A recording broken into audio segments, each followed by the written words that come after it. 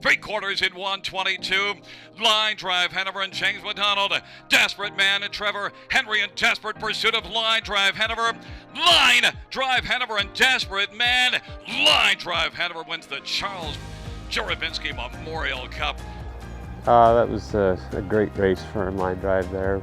We were a little uncertain going in. It was probably the toughest horses we faced to date, and he was doing a wonderful job as we were heading into the Olymps. I think we were 10 in a row or 11 in a row, and he just seemed like he couldn't do nothing wrong. And we drew outside in the limb, but we drew right in the middle of the gate for the final, and honestly, I wasn't sure what James's plan was, but he just launched him off the gate, made front, and like he was just an absolute beast in that race and jogged, and it was very exciting for the whole crew. And to have a horse race in them races is pretty special anyway, but to go out and win, and the Canadian record and everything was quite a feather in his hat.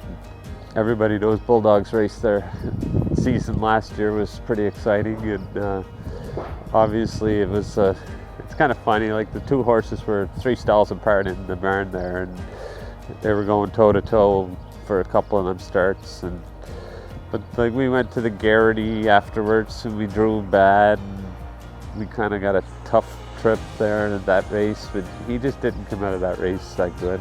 And, well, we had to find out exactly what was wrong. We knew the bone bruising was one of the major issues, and Dr. Wes Sutter was the surgeon's name that ended up doing some of the surgery on him. Like, we actually found a little chip in his ankle, which we removed, and he's got some screws in his hind ankles there now, and they're going to stay in, and everything looked good at the last checkup that we did. And he asked if we had a walker, and he said put him on the walker every day for a half hour, 45 minutes, and then let's get the first 30 days was just in the pool strictly, and we built him up to where he was swimming, I think upwards of 20 minutes at one point.